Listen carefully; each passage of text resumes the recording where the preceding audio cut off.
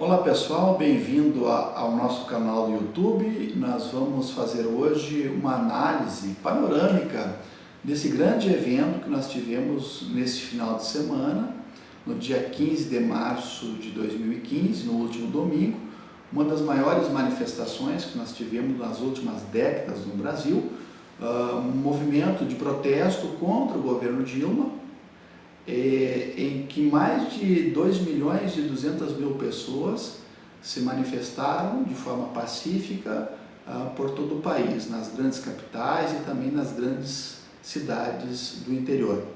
Eu vou apresentar para vocês alguns elementos que eu julguei importante nesse momento apresentar para vocês, uma tentativa de contribuir para o debate. Inicialmente eu visualizo que os protestos e as manifestações, elas sempre acabam revigorando a democracia. Aliás, a democracia, ela pressupõe não apenas uma participação formal nas eleições, em que o eleitor é chamado em 2 em 2 anos a comparecer, escolher os seus deputados, senadores, governadores, os seus representantes, mas a democracia também pressupõe uma participação também mais direta, e eu acho que nada mais justo e legal das pessoas se manifestarem. Assim como nós tivemos na última sexta-feira, aproximadamente 200.000 pessoas também se manifestaram no Brasil pró-governo. Foram pessoas patrocinadas pelo próprio PT, pela CUT, pelos movimentos sociais, e no domingo nós tivemos uma resposta de uma população que também está insatisfeita com o governo, com os rumos do país, com a crise econômica, com a estabilidade política, corrupção, e também se manifestaram. Então, fechando esse argumento, eu acredito que essa participação mais direta das pessoas nas ruas, elas tendem a fortalecer ainda mais o nosso processo democrático. Nunca se discutiu tanto política nas rodas de amigos, nas famílias, inclusive nas redes sociais. Uma tentativa assim que é positivo. Claro que sempre há os mais exaltados que tentam diminuir o oponente. Então, o que ficou muito claro assim nas redes sociais, principalmente no Twitter, coxinhas que são anti-governo, né, contra o governo, e do outro lado os petralhas que defendem o governo, se digladiando em argumentos, muitas vezes até de não tão elevados os argumentos. Mas, fechando o argumento, eu acho que é muito importante não apenas a democracia formal, eleições, participação, mas as pessoas nas ruas. Segundo argumento, mas quais seriam as razões dessa manifestação de domingo, essa insatisfação de grande parte da população em relação ao governo Dilma? Eu acredito que a instabilidade, a crise política que a gente vive no momento, é a conjugação de dois elementos essenciais. Primeiramente, é uma crise econômica aliada a uma corrupção, um processo de corrupção.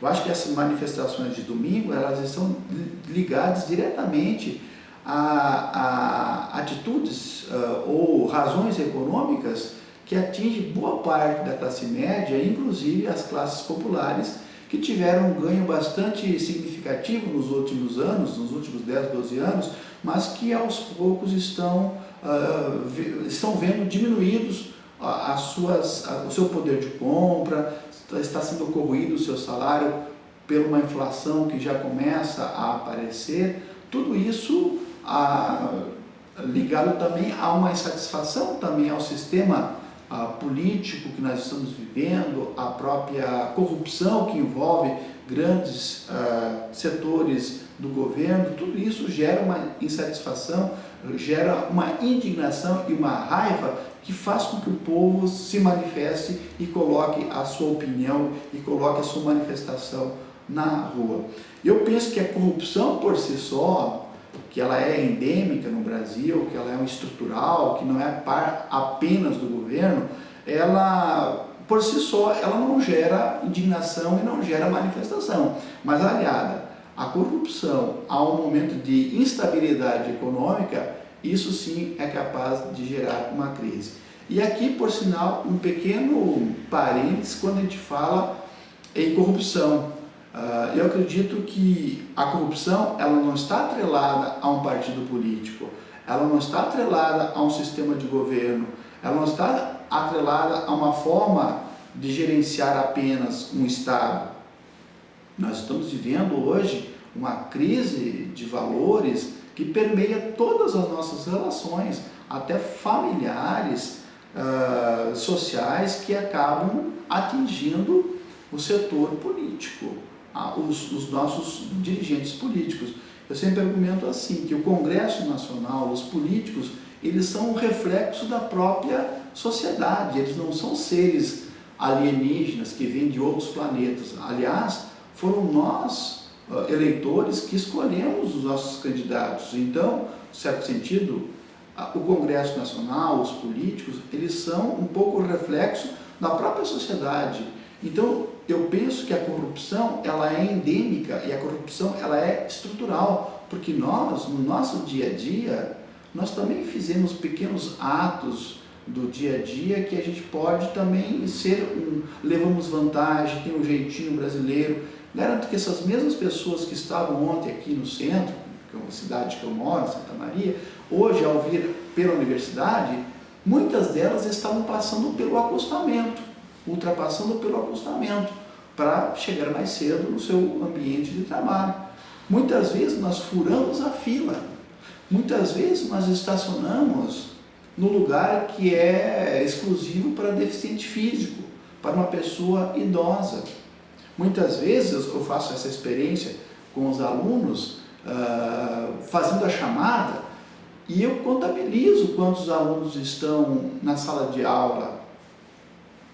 32, mas quando eu passo a lista no último momento da aula, aparece 35 assinaturas, quer dizer, alguém assinou por outro.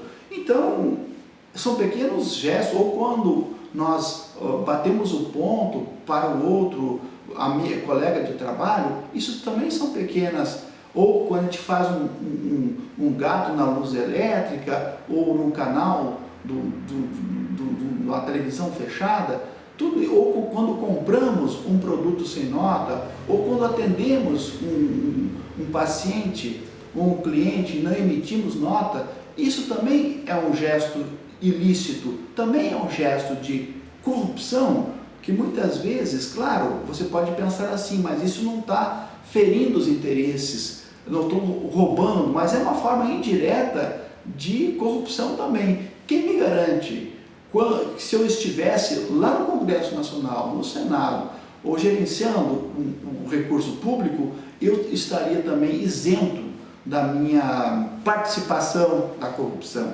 Por isso que eu digo que nós temos que modificar a nossa mentalidade de não tentar levar vantagem em tudo. A corrupção ela não se dá no partido A, B ou C, ou no sistema de governo. A corrupção ela tem que ser transformada a partir daquilo que nós vivenciamos no nosso dia a dia. É a minha compreensão. Terceiro argumento. Há quem diga, e aqui eu estava lendo alguns comentadores, escritores de renomes nacionais, Leonardo Boff, Luiz Carlos Bresci Pereira, numa entrevista que ele concedeu, até mesmo o Luiz Fernando Veríssimo, Juca Kfouri, o Leonardo Sakamoto, de que eles, na verdade, estão percebendo não apenas uma luta de classe, mas que extrapola um certo ódio de classe. O que é luta de classe? É quando uma classe está no poder, são donas dos meios de produção, a terra, o dinheiro, a ideologia, a propaganda, os meios de comunicação, e uma outra classe que é proletária, uma classe trabalhadora. E no Brasil sempre tivemos isso. Me parece que agora há um conflito de classe, quando você percebe nos últimos 10, 12 anos, uma classe popular, uma classe trabalhadora que começa também a ascender ao mercado, começa a consumir. Então, na medida que os trabalhadores, os pobres, começam a comprar carro, começam a ter a sua casa, começam a ir ao shopping, começam a usar os saguões dos aeroportos, utilizar aviões nas suas viagens, há um certo incômodo, e que eles estão chamando aqui de uma elite branca. É discutível essa questão hoje, que nós percebemos uma luta de classe bastante acirrada nesse momento da política brasileira, ou nas classes sociais, que muitas vezes chega até a extrapolar, não apenas uma luta de classe, mas um ódio de classe. Bom, o quarto argumento diz respeito a uma manifestação histórica até então, como eu já havia mencionado no início. Nós nunca tivemos atos assim, nem de diretas já, ou em 92, no processo de impeachment do Fernando Collor de Mello, tantas pessoas se manifestando ao mesmo tempo no país. Então, na última sexta-feira, nós tivemos aproximadamente 54 mil pessoas contabilizando nas capitais. Foi um movimento pró-governo, pró-Dilma, sendo chamado pelo próprio PT, pela CUT, pelos movimentos sociais, mas no domingo nós tivemos essa grande proporção que mobilizou mais de 2 milhões e 200 mil brasileiros em mais de 22 estados. O governo tem minimizado, e eu acho que ele tem errado nesse aspecto, não dá para minimizar a proporção dos movimentos nesse momento, de reconhecimento que o movimento é forte. Acho que a Dilma, nesse momento, ela tem que ter um sentimento de humildade, de ouvir a oposição, de fazer um novo pacto, quem sabe, né? Ou uma possibilidade de juntar trabalhadores, empresários, setores da classe média, para apresentar um pacto emergencial, ou mesmo abrir-se ao diálogo, né? Reformatar a base aliada no Congresso Nacional, nem que para isso ela deva fazer algumas concessões ao PMDB, 1 ou 2 ministérios, ajudaria nesse aspecto. Nesse momento, não é o momento da Dilma, como presidente da nação, se fechar em si mesma, não dialogar, que o procedimento é pior do que nós teremos, porque, no meu ponto de vista, as manifestações elas não vão parar por aí se o governo não fizer um pacto, não estiver disposto a ser humilde e dialogar.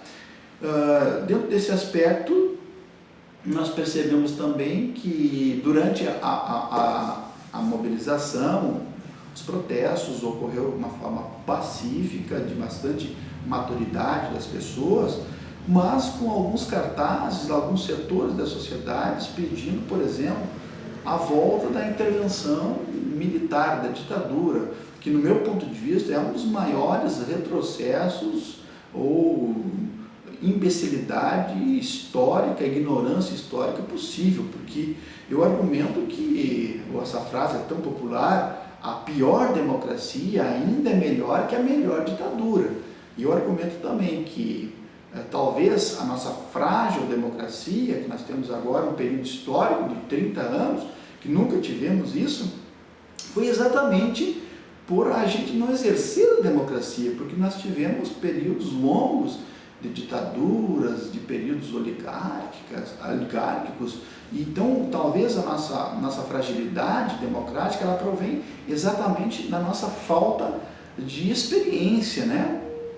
Então, nesse aspecto, eu acho que é bastante retrocesso, uma das razões de pensar exatamente que a democracia, nós precisamos aprimorá-la. Nós precisamos, através da participação, através de conservar as instituições democráticas, eleições livres, uma mídia livre, participação, poderes autônomos. É importante isso, mas nunca pensar em voltar a uma ditadura, porque nem isso a gente poderia ter uma manifestação, uma opinião, porque a ditadura significa a supressão de todos os direitos individuais, a sua liberdade de opinião. Então, eu acredito que as pessoas que pensam em voltar à ditadura, elas estão completamente equivocadas ou são pessoas que realmente não estudaram história e desconhecem. E também nem teria momento agora, nem teria momento propício para que a volta da ditadura nesse período. Nós temos que avançar e não retroceder. O que eu penso também é que outros pediam um processo de impeachment da presidente. Nesse momento, também contrariando grande parte dos manifestantes que querem o fora Dilma, o afastamento da presidente Dilma, juristas todos são unânimes em afirmar que neste momento não há nenhum tipo de dado concreto, objetivo, que possa ocasionar um processo de impeachment da presidente. E depois outras pessoas equivocadamente pensam se a Dilma sair do poder, daqui a 60 dias, 30 dias, nós teremos eleições, novas eleições. Não é verdade. Nós estamos vivendo no presidencialismo. Se a gente vivesse no parlamentarismo, certamente a gente teria mais facilidade de trocar o poder. Mas não, nós teremos aqui, se a Dilma sofrer o processo de impeachment, quem assume é o vice-presidente, é o Michel Temer, né? Quem assume é o Renan Calheiros. Então, tudo dentro ali, tudo o PMDB que está nos grandes poderes ali. Então, o processo de impeachment nesse momento é um processo que não temos nenhum ambiente também, não há nenhum dado concreto que possa efetivar. O que eu acho que nesse momento é que houve essas manifestações exatamente pelo crescimento pífio da economia, né? Eu acho que é um esgotamento de um modelo que deu certo até por ali nos últimos anos e que favoreceu que as pessoas fossem incluídas, mas incluídas quase exclusivamente pelo consumo, que não é o ideal, que as pessoas deviam ser incluídas por um processo de cidadania plena. Então, no meu ponto de vista, nós precisamos fazer um novo pacto nacional mais popular, que a Dilma terá a possibilidade de fazer agora, nesse momento. Claro, se ela mudar a sua postura, se ela dialogar, se ela tiver humildade, se ela fizer um novo pacto com os empresários, com os trabalhadores, com os setores da classe média. Nesse momento é muito complicado fazer o ajuste, né, que ela está tentando fazer, e senão ela tem possibilidades claras de não terminar o seu mandato, né, ou se arrastar sofrivelmente fazendo um governo fraco por mais 3 anos, 4 que tem pela frente.